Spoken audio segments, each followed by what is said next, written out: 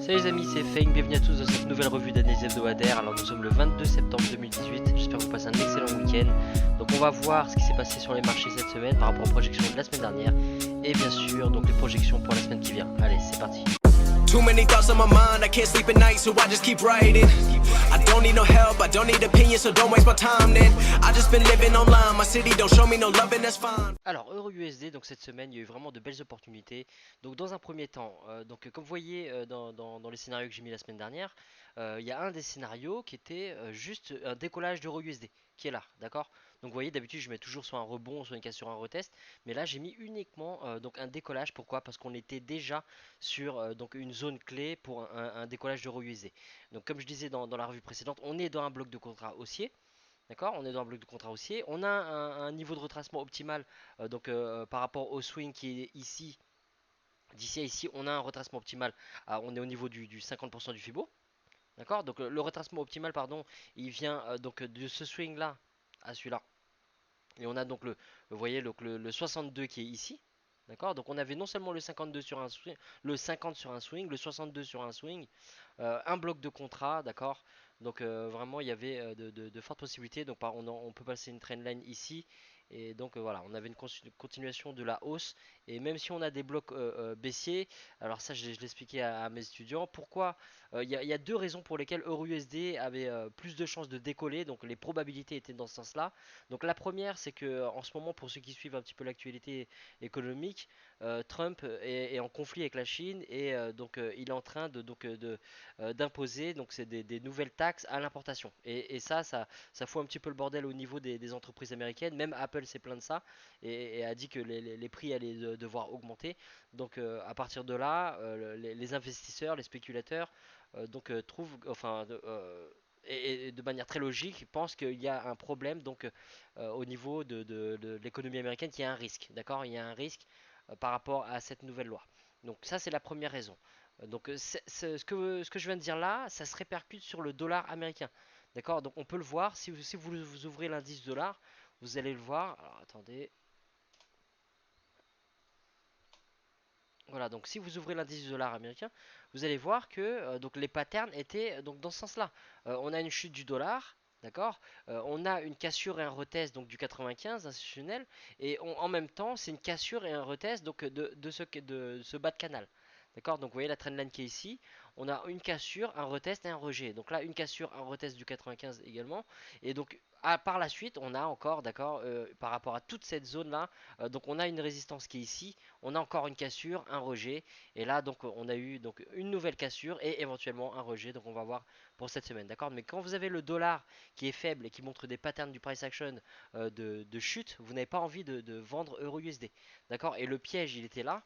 Et j'ai pas mal de monde qui me parlait de vendre EURUSD sur ce bloc de contrat, d'accord, sur cette résistance 1,17, sur ce M, etc. Et donc je leur disais bien que c'était un gros risque. D'accord, c'était un gros risque. Pourquoi? Parce que déjà le M, tout le monde le voit, ok. La résistance, tout le monde la voit, et le bloc de contrat, il a déjà fait chuter le prix plusieurs fois. D'accord, on a eu donc plusieurs rejets déjà, ça a marché plusieurs fois, ça a fonctionné plusieurs fois. Donc dites-vous si ça a marché beaucoup de fois, bah il y a de plus en plus de monde qui voit maintenant le setup. D'accord, et dites-vous que dans le trading, la plupart des gens y perdent et vous n'avez pas envie de faire comme la plupart des gens. D'accord, donc il faut réfléchir de manière à trader à l'inverse de ce que la plupart des gens voient. Et quand c'est trop gros, quand c'est trop évident, comme les M que vous voyez là, les résistances sur le 1,17, et bah il faut vous méfier. D'accord, il faut vraiment vous méfier et vous dire que bon, non seulement le dollar est faible, donc ça devrait pousser le euro USD, mais en plus de ça, on est sur des patterns qui sont vraiment trop évidentes. Et donc voilà, donc l'entrée a été belle par rapport au bloc de contrat qui est ici, d'accord. Donc directement à l'ouverture du marché, vous avez une hausse, vous avez vu de 180 pips sur EURUSD. Donc vous verrouillez une partie au niveau du 1,17, vous laissez le reste courir, vous verrouillez une autre partie au niveau du 1,18, 180 pips sans problème. D'accord. Alors le retest, cassure retest sur le 1,17, pas évident. Il fallait descendre sur les plus petits time frame, mais bon, c'était vraiment pas évident du tout.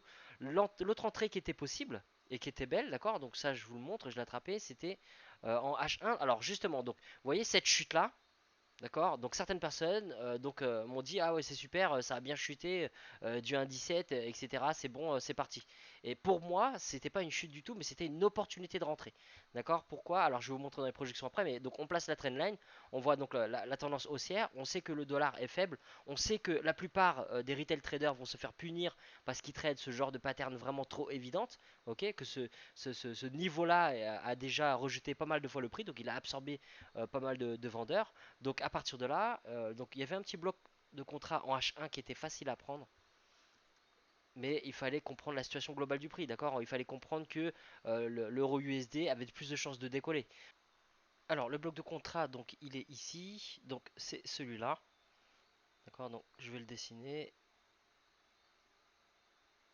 Voilà, et vous voyez, donc il a bien réagi dessus, mais vous voyez, quand le prix il a chuté ici, donc il y en a pas mal qui se sont dit, ça y est, c'est la chute d'euro USD, on a les patterns qui sont confirmés, le M, etc. Et pas du tout, d'accord? Donc vous voyez, cette chute elle était vraiment brutale, et donc il fallait pas avoir peur, il fallait pas avoir peur et de se dire, bon bah voilà, quand vous rentrez sur des entrées agressives sur un bloc de contrat comme ça, vous avez un tout petit stop loss, et si vous faites taper votre stop, bon bah c'est pas grave, d'accord? Il faut vraiment que ça vous fasse ni chaud ni froid. Ok, votre setup vous le respectez, si vous rentrez de manière agressive avec un petit stop loss, c'est que vous avez un ratio risque-profit énorme. Et donc ça ne passera pas toujours, mais quand ça passe, vous voyez, donc vous avez un ratio mais impressionnant, d'accord? Donc vous allez avoir 30 pips de stop, ok? 30 pips de stop pour là une hausse, dans notre cas précis là, une hausse de 150 pips. D'accord, donc c'est énorme, d'accord. Donc oui, cette chute-là, il fallait juste ne pas avoir peur et se dire bon, il y a un bloc de contrat, la tendance elle est haussière, il y a une trendline qui est ici, j'ai un bloc de contrat, tout le monde, tous les retail traders vont se faire punir, donc à partir de là, j'entre en achat. Et donc vous voyez, fallait être patient. Fallait être patient, le prix il est revenu plusieurs fois derrière, mais quand vous voyez donc des bougies qui ferment comme ça, avec des mèches au niveau du bloc de contrat, vous comprenez bien que les acheteurs sont en train de défendre leur position et ils sont en train de défendre ce bloc de contrat.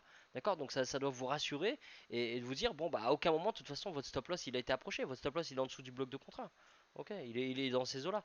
Donc voilà, donc Euro USD, c'était vraiment une très très belle opportunité cette semaine. Et pour ceux qui n'ont pas attrapé la première entrée donc sur le premier bloc de contrat, il était possible de suivre donc la deuxième entrée, bon encore fallait-il un petit peu suivre donc le dollar américain et ce qui se passe au niveau de l'économie. Alors GBP USD c'était beau aussi, mais il fallait être un petit peu plus patient parce que c'est pas arrivé au début de la semaine, mais en milieu de semaine. Et donc si vous regardez les scénarios, alors le prix quand il est arrivé au niveau des 1,31, on cherchait voir il y allait avoir un rejet ou pas. Mais une fois de plus, je vous ai parlé d'euro USD juste avant, donc du dollar américain. Le dollar qui est faible, et bah, c'est bien pour la livre sterling.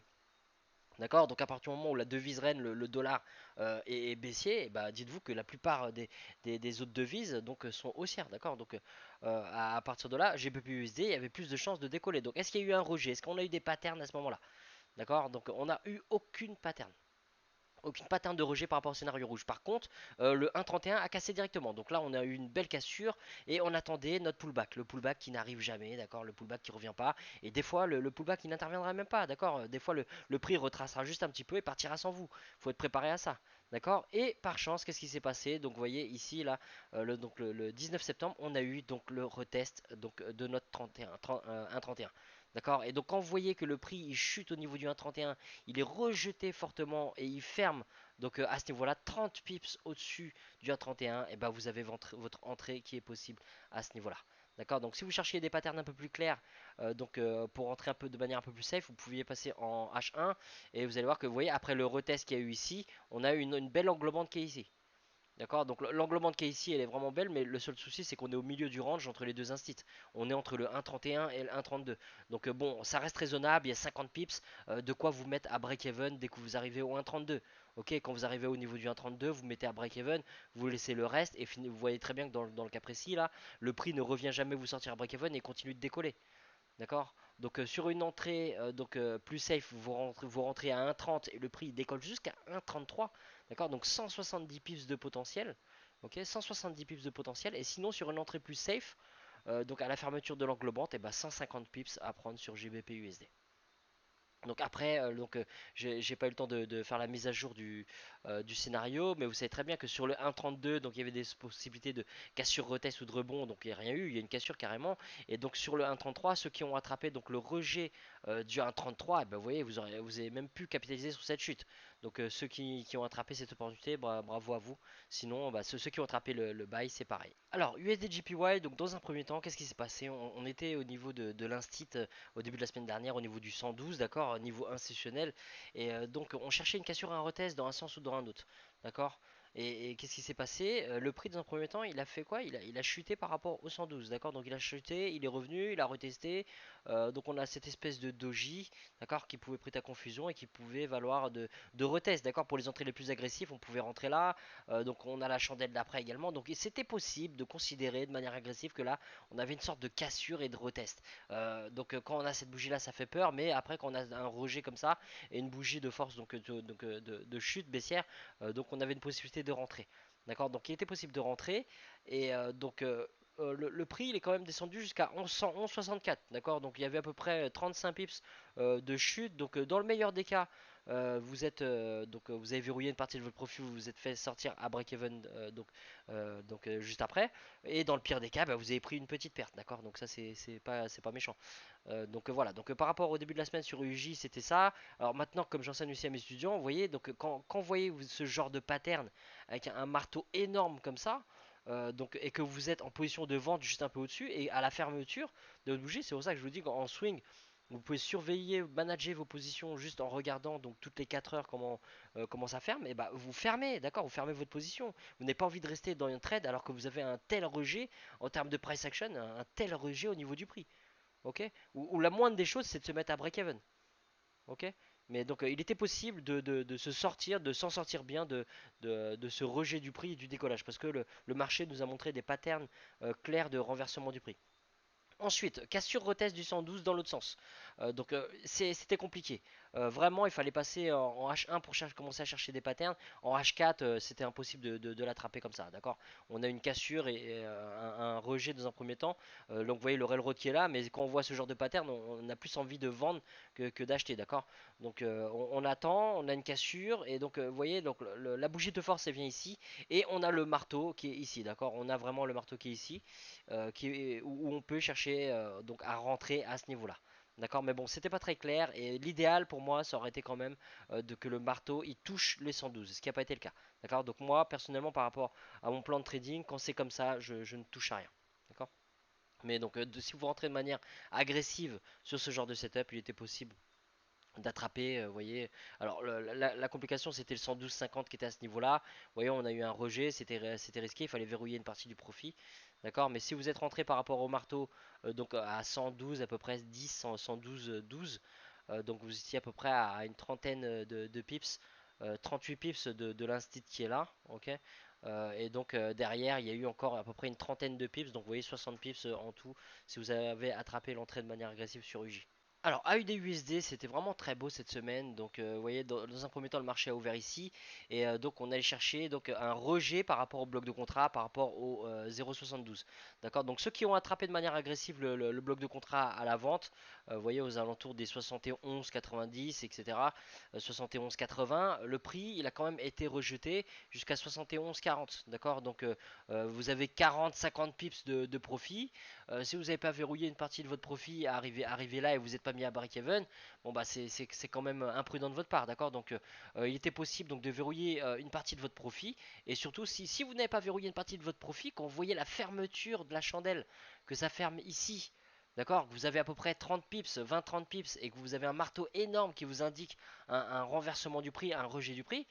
Bon là c'est inconscient. Alors le seul cas c'est que vous n'êtes pas là et que vous n'avez pas l'occasion de regarder votre graphique et donc vous n'avez pas l'occasion de manager votre position. Mais quand vous êtes en vente sur un bloc de contrat comme ça et que vous voyez ce genre de marteau qui se ferme, à ce moment-là vous mettez à break-even. D'accord, vous mettez à break-even ou vous fermez ce que vous avez en profit. Ok. Donc ensuite, l'autre scénario c'est quoi? Donc c'est une cassure au test du 0,72 et au niveau du 0,72, qu'est-ce qu'on a?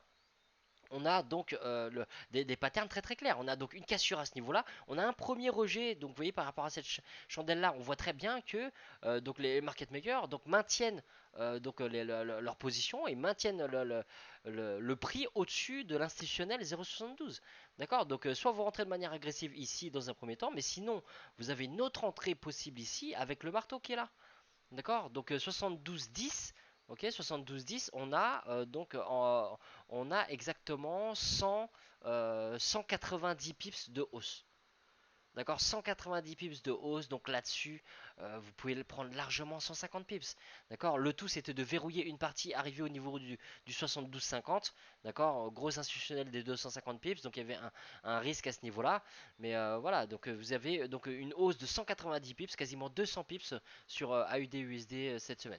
Alors NZD-USD, donc pareil qu'AUD-USD, et vous voyez finalement cette chute du dollar, ce dollar qui est faible, ça nous offre pas mal d'opportunités sur toutes les paires de devises qui sont face au dollar.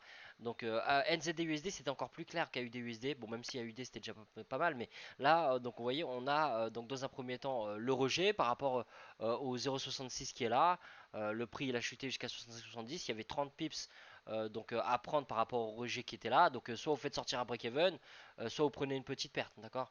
Mais bon, il était possible de rentrer de manière agressive ici. Et quand on rentre de manière agressive, on sait très bien qu'on a plus de chances de se faire sortir. On se prépare à ça et on a un ratio risque-profit de toute façon qui compense, donc il n'y a aucun problème. Derrière NZD-USD, qu'est-ce qui se passe? Donc on a une cassure, une invalidation du bloc de contrat. Et là, vous voyez toutes les patterns. On a un marteau là, une englobante là. Bon là, je veux dire, le marché il est très clair. Il est en train de vous dire à acheter quoi. C'est très très clair. On a une cassure, un retest du 0,66. Ça va dans le même sens que le dollar qui est faible. Donc à partir de là, il était possible d'attraper 100 pips sur cette hausse là. D'accord. Donc je sais que j'ai plusieurs étudiants qui l'ont attrapé. Bravo à vous. Et donc c'était vraiment très très clair au niveau du price action. Et c'est quand vous avez ce genre de setup aussi clean qu'il ne faut pas hésiter d'appuyer sur la gâchette. D'accord. Vous calculez bien votre risque, vous placez vos limites et vous vous lancez. Alors USD4 donc cette semaine il y a eu plusieurs entrées donc la première entrée c'était de manière agressive un rebond un rejet sur le 1,30 d'accord donc ceux qui ont attrapé le rebond scénario bleu turquoise le prix à un moment donné il est monté jusqu'à 30,64 d'accord donc vous avez 60 pips de profit donc il y a un moment où il faut quand même verrouiller une portion de votre trade et vous mettre à break-even d'accord donc là il n'y a vraiment aucune raison de prendre une perte quand vous avez quand même 40-50 pips de profit ok donc voilà donc premier scénario le rejet. Deuxième scénario, donc là on le voit pas trop en H4, mais il y avait une cassure, un retest, et vous pouvez donc basculer en H1, vous verrez que y a la cassure elle a eu lieu là, et le retest il est là. D'accord. Donc il faut être vif. Le retest, on peut jamais savoir à quel moment il intervient. Ça peut être la bougie d'après, ça peut être de 2 jours après, c'est jamais figé. Donc la première entrée sur USD4, elle était là. D'accord. Donc je vais vous montrer. Voilà, donc vous voyez, cassure et retest. Et on a donc ce marteau inversé, ce rejet là, où il était possible de rentrer de manière agressive dessus. D'accord. Donc si vous rentrez là-dessus, et ben, vous avez tout simplement une centaine de pips de profit. Ensuite, si vous mettez à break-even trop tôt, par contre, par rapport à ce trade là, vous voyez bien que le prix quand il revient, il vous sera à break-even. Ok. Maintenant, re-rentrer après un tel rejet. Alors oui, le rejet il est pas mal, d'accord. On peut se dire que là, le rejet du 1,30 il est énorme, donc c'était un risque à prendre de rentrer là à la fermeture de ce rejet énorme. Mais vous n'allez pas mettre un stop loss aussi large, d'accord. Vous avez un bloc de contrat qui est en dessous, vous avez l'instit qui est à 1,29. Faut quand même avoir un bon ratio risque-profit. Donc à la limite, vous rentrez de manière agressive, vous mettez un petit stop loss au-dessus du hockey là, et si ça décolle et que ça vous sort, et bah tant pis. D'accord, mais donc la moindre des choses quand vous avez ce genre de rejet et que vous êtes quasiment à la moitié du range, c'est de prendre de garder un ratio risque-profit intéressant. Vous mettez votre stop loss donc au-dessus du haut qui est là, et donc vous mettez très vite à break-even dès que vous à la fermeture de cette bougie là, vous êtes déjà à break-even. Et quitte à vous faire sortir à break-even, c'est pas grave.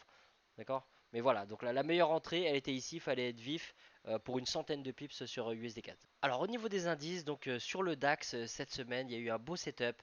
Ça se passait en intraday pour l'entrée. Donc dans un premier temps, là vous voyez en H4, quand on regarde comme ça, l'indice il a tout simplement décollé, cassé le niveau des 12 250 points. Ok. Est-ce qu'on a eu des patterns de rejet pour vendre? Pas du tout. D'accord. Maintenant, si on passe en M15 et qu'on regarde le scénario de cassure retest, le vert qui est ici, donc voilà, donc l'indice donc il a cassé complètement et donc si vous regardez bien, vous avez votre retest ici, cassure, retest et le rejet. Et on a un maintien au-dessus des 12 250 points. D'accord. Donc maintenant si vous attendez une pattern claire au niveau des patterns de chandelle, vous voyez très bien que vous avez une belle englobante qui est ici. D'accord. Donc si vous êtes patient et que vous attendez donc cassure, retest, englobante et donc l'englobante ferme ici, 12 293 points. Donc là on a eu une hausse d'à peu près 160 points. D'accord, donc il y a eu à peu près un peu plus de 160-170 points de hausse à prendre sur le DAX cette semaine. Alors au niveau du Dow Jones, c'est pareil, on a eu une belle cassure retest des 26 250 points, mais il fallait passer en intraday, donc sur du M15 pour regarder. Donc voilà, ça se passe ici. D'accord, donc vous voyez, on n'a pas eu de rejet, d'accord, des 26 250 points. Donc le scénario orange il est complètement invalidé. Il n'y avait absolument aucune raison de rentrer dedans. Le scénario vert, donc par rapport au début de la semaine, est-ce que l'indice est descendu jusqu'aux 26 000? Non, d'accord. Donc moi mon plan c'était d'attendre le rejet des 26 000 qu'il n'y a pas eu. À partir de là, on laisse l'indice courir et l'indice qu'est-ce qu'il fait? Il casse les 26 250 points, il revient, ok. Et qu'est-ce qui se passe? Donc à fermeture du marché, réouverture du marché, votre rejet des 26 250 points, c'est ce gap. D'accord. Vous avez un gap, donc vous avez un rejet à l'ouverture du marché et qui ouvre ici. Donc votre possibilité d'entrée, elle était à l'ouverture du marché. Alors soit vous attendez vous rentrer de manière agressive à l'ouverture du marché grâce à ce gap, soit vous attendez une cassure du haut qui est ici. D'accord. Vous rentrez à ce niveau-là. Ok. Mais en gros, vous voyez, donc il était possible de rentrer aux alentours des 26 300 points. D'accord, 26 300 points et vous voyez bien qu'il y a eu une hausse de plus de 430 points. Ok, 430, même plus, regardez, 470 points.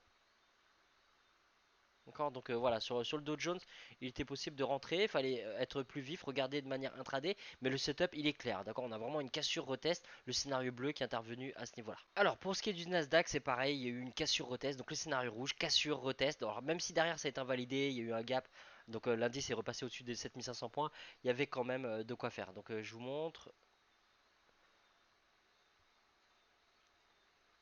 voilà, donc vous voyez le marché ouvre ici, on a la cassure qui intervient là, le retest pour l'instant on l'a pas, donc vous voyez même que l'indice repasse au-dessus des 7500 points, par contre on a un rejet à ce niveau là, d'accord, donc votre cassure, votre retest et le rejet qui intervient ici, d'accord, donc après, vous voyez il y a eu une chute d'à peu près, allez, 40, une quarantaine de points, et derrière, bon bah dans le meilleur des cas, vous êtes fait sortir à break-even, dans le pire des cas vous avez pris une petite perte.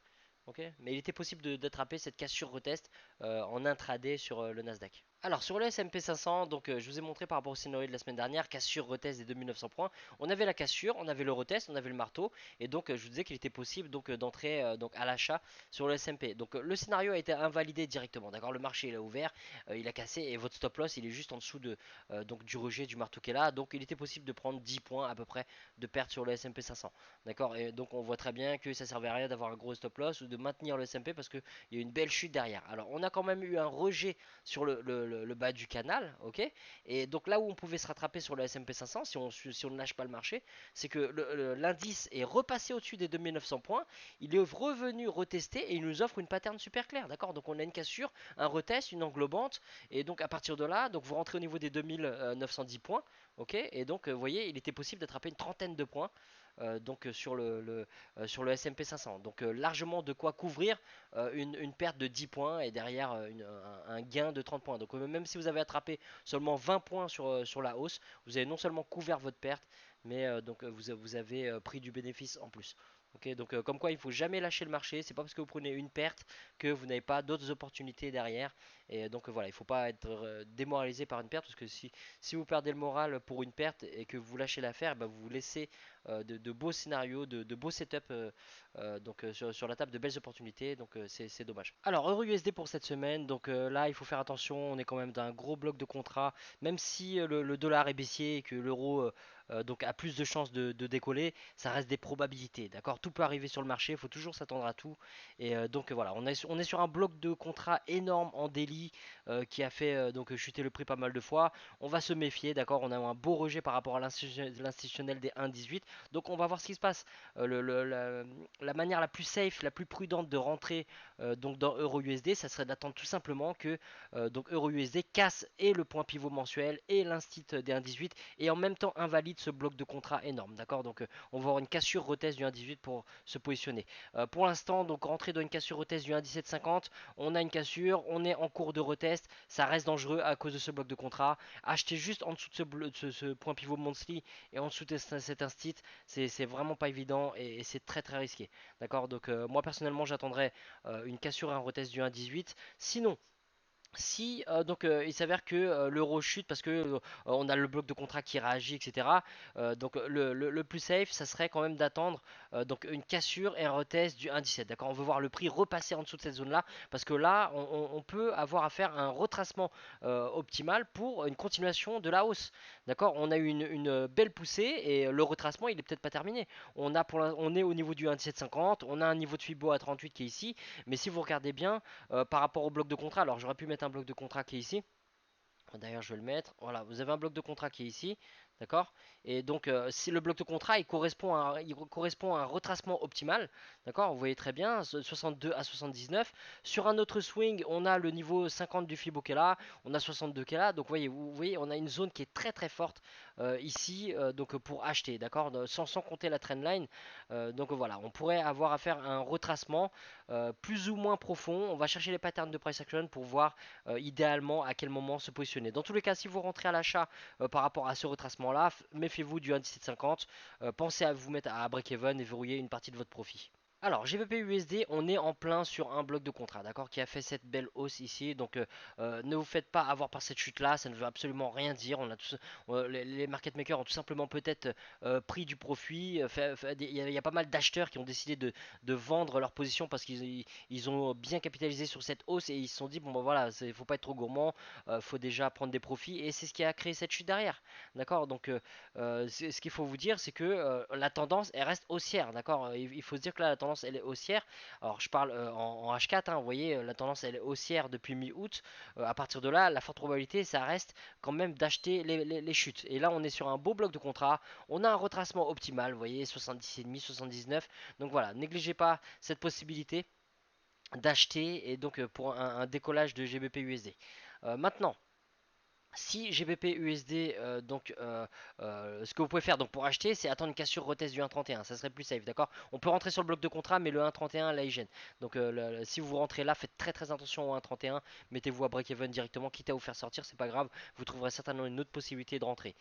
Sinon, si le prix redescend jusqu'au 1,30, cherchez des patterns à ce niveau-là, soit de rejet, soit de cassure de retest. Et si bien sûr le prix décolle sans vous, surveillez ces zones-là, d'accord. 32,50, 33. Est-ce qu'on va avoir un rejet comme ici? Est-ce qu'on va avoir une cassure, un retest? Donc voilà, donc le marché va nous dire ce qu'il y aura à faire cette semaine. Alors pour UJ, donc cette semaine, on est au niveau de l'instit à 112,50, donc on pourra avoir tout simplement un décollage. On a une cassure, on est en cours de retest, on a déjà une pattern, donc c'est possible que UJ se mette carrément à décoller directement, d'accord. Sinon, on pourra avoir un retracement un peu plus profond. Surveillez ce bloc de contrat avec le retracement optimal, d'accord. 70,5, 79, en plein dans le bloc de contrat. On voit bien qu'on a un point pivot en plus. Donc on a la trendline qui est là, donc qui soutient la tendance. Donc voilà, on pourrait avoir un retracement un petit peu plus profond pour l'acheter. Si le prix décolle, surveillez bien les 113, d'accord. S'il part sans vous et qu'il casse les 113, attendez bien le pullback, ne chassez pas le prix. Et sinon pour vendre UJ, on veut vraiment donc que les vendeurs prennent la main et cassent tout ce qu'on a en chemin, tout ce que j'ai dit là, d'accord. On veut les voir casser le bloc de contrat, invalider le bloc de contrat, casser le point pivot, casser l'instit à 112 et nous faire un pullback. Et en cas de pullback et de rejet franc du prix au niveau du 112, à ce moment-là, on pourra se positionner en vente avec une forte probabilité. Alors, AUD-USD pour cette semaine, donc après cette belle hausse, plusieurs cas de figure bien sûr. Donc, cassure retest du 0,73 à surveiller, rejet du 73 aussi, d'accord. On pourrait avoir un double top et éventuellement donc un renversement de la tendance. Il faudra surveiller l'indice du dollar aussi. Sinon, si on a un retracement donc par rapport à la continuation de la hausse, surveillez donc les 72,50 qui sont appuyés par la trendline, ok. Faites bien attention à ce point pivot qui peut vous barrer la route. Sinon, donc pour vendre à USD, on veut vraiment tout voir invalider. Le point pivot, l'institutionnel, la trendline et prendre un retest sur le 72,50. D'accord. Et bien sûr, si le prix descend jusqu'au 0,72, et bien surveillez vos patterns. Je ne l'ai pas mis, mais bon, j'ai mis un rejet. D'accord, on peut avoir un rejet, mais on peut avoir aussi une cassure à un retest. Alors, NZD USD cette semaine, donc là, on est au niveau de l'instit à 0,67, donc on va voir. Cassure retest, on veut pour acheter NZD USD, on va certainement pas l'acheter maintenant qu'on est juste en dessous de l'instit. Comme je l'ai dit sur AUD USD, il pourrait nous faire un double top et se renverser. Donc on n'essaie pas de parier, on n'essaie pas d'anticiper, on laisse nos opinions de côté, on verra bien. D'accord, donc soit il casse, il reteste à l'achat sur 0,67, sinon rejet sur 0,67. 7, bien sûr, on va regarder les patterns du price action.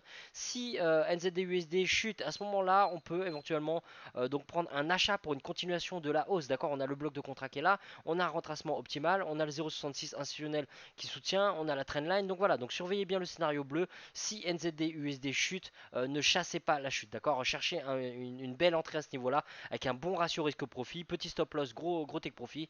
Donc voilà, donc il y a une belle opportunité d'achat si NZD arrive jusqu'ici. Et si donc, le trade est invalidé et que vous prenez une petite perte, et ben à ce moment-là, regardez les patterns. Donc le bloc de contrat peut réagir dans l'autre sens. On peut avoir donc une inversion des rôles des supports résistance. Donc la résistance 0,66 institutionnelle qui pourrait passer en tant que le support pardon 0,66 qui pourrait passer en tant que résistance. Donc voilà, donc ne chassez pas la cassure, attendez bien le pullback et les patterns du price action. Alors USD CAD, donc pour cette semaine, on est au niveau de l'instit à 1,29, d'accord. On est en plein dans un bloc de contrat haussier, faites très attention, le prix pourrait vraiment rebondir violemment. Donc voilà, on va surveiller les patterns du price action, on n'anticipe pas. Donc pour vendre un USD CAD pour une continuation de cette chute, on va attendre quand même qu'il casse le point pivot, qu'il casse l'instit à 1,29, qu'il reteste et qu'il rejette. En cas de rejet, attendez quand même que vos patterns du price action, des patterns de chandelier ou autres, ferment en dessous du point pivot, d'accord. Donc ça c'est la base, c'est le minimum quand même pour rentrer de manière plus prudente. Sinon, si vous voulez acheter donc par rapport à ce bloc de contrat, le plus prudent, ça reste d'attendre quand même une cassure de cette trendline. D'accord, on veut une cassure de cette trendline, une cassure, un rejet, et puis bien sûr donc une pattern pour nous montrer qu'on a une probabilité à l'achat. Ok. Sinon, si le prix décolle directement sans vous attendre et qu'il arrive au niveau du 1,30, comme d'habitude les amis, on surveille les patterns de price action arrivent à ce niveau-là, rejet ou cassure, retest, tout peut arriver. D'accord, faites bien attention au point pivot qui est là, et bien sûr la même chose au niveau du 1,31. Alors les niveaux à surveiller donc cette semaine sur le DAX, donc vous voyez là pour l'instant on est au niveau des 12 430 points, donc surveillez bien les 12 500, d'accord, donc ça c'est un gros niveau institutionnel, l'indice pourrait rebondir ici, donc on surveille, est-ce que ça rejette, est-ce que ça casse, ça reteste, donc surveillez bien les 12 500 points. Sinon dans l'autre sens, eh ben, on surveille les 12 250 points, on pourrait très bien avoir donc un rejet à ce niveau-là pour une continuation de la hausse ou bien un renversement pour une continuation par rapport à cette trendline, ce canal baissier, d'accord. Donc pour une continuation dans ce canal baissier, on veut voir une cassure des 12 250 points. On attend bien le pullback et le rejet à nouveau donc des 12 250 points. On veut une pattern claire avant de rentrer à la vente. Alors, au niveau du Dow Jones, donc là, on est au niveau des 26 750 points, pardon. Et donc, on va surveiller les patterns. Est-ce qu'on a une cassure retest des 26 750 points pour se positionner à l'achat ou bien un rejet pour se positionner à la vente, d'accord. Donc, surveillez bien les niveaux qui sont indiqués sur le graphique 27 000, 26 750, 26 500 et attendez bien des patterns clairs avant de rentrer, d'accord. Donc, faites bien attention. On a le bas de canal qui est ici. Si l'indice dans la semaine chute jusque-là, cherchez des patterns. Alors là, je ne l'ai pas mis, mais cherchez des patterns de rejet au niveau des 26 250 points pour vous positionner à l'achat. D'accord, on a un bloc de contrat qui est ici, donc ça je vais le mettre. On pourrait quand même descendre jusqu'à ce niveau-là. Et si on descend jusqu'à ce niveau-là, alors il faut se méfier quand même des 26 250 points, mais on pourrait avoir un rejet qui interviendrait à ce niveau-là. Alors attendez, je vais le noter. Voilà, on pourrait avoir donc un rejet à ce niveau-là. Et si on a, j'ai pas placé de Fibo parce que si on a un retournement, pour l'instant le retournement il n'est pas confirmé, d'accord. Donc on a bien un swing qui est ici, mais on n'a aucune preuve que le retournement se fait. Donc si vous voyez un retournement se faire, vous mettez votre Fibo, vous regardez si vous avez un retracement optimal, et si l'indice continue de monter avant de se retourner, réajustez votre Fibo tout simplement. Alors, au niveau du Nasdaq, donc là, on est au-dessus des 7500 points. Donc, est-ce qu'on va avoir donc une continuation par rapport à la tendance, par rapport au canal qui est là? Cherchez des patterns de rejet. D'accord. Donc si donc l'indice arrive au niveau des 7550 points, surveillez bien ce niveau-là, d'accord. Tout peut arriver. Et pour vendre donc le Nasdaq, il faudrait quand même que l'indice repasse en dessous des 7500 points et qu'on ait un retracement et un rejet à ce niveau-là pour rentrer avec de meilleures probabilités. Alors au niveau du S&P 500, donc les niveaux à surveiller, 2950 points, 2900 points, voilà, on va surveiller, est-ce qu'on a des patterns de rejet au niveau des 2950 points si ça décolle, est-ce que on va avoir un retracement au niveau des 2900 points pour une continuation de la hausse, donc ça le marché va nous le dire, d'accord, on n'essaie pas d'anticiper, voilà, et si ça casse les 2900 points et que ça reteste, à ce moment-là on pourra se positionner en vente avec de meilleures probabilités. D'accord. Et dans l'autre sens, bien sûr, si ça casse les 2950 points, Ok, on va attendre un retracement pour se positionner à l'achat en cas de rejet uniquement. Bon les amis, j'espère que cette revue vous a plu. Je vous remercie d'avoir suivi. Donc je vous souhaite une bonne semaine de trading. N'hésitez pas si vous avez des questions à les poser en commentaire, que ce soit sur YouTube ou sur Facebook. Pensez à me suivre sur TradingView. Je vais poster les setups sur TradingView. Mon pseudo c'est Feng971, Feng 971. Et voilà, donc si vous avez des questions, vous pouvez m'envoyer aussi des MP. Allez, bonne semaine de trading à vous tous.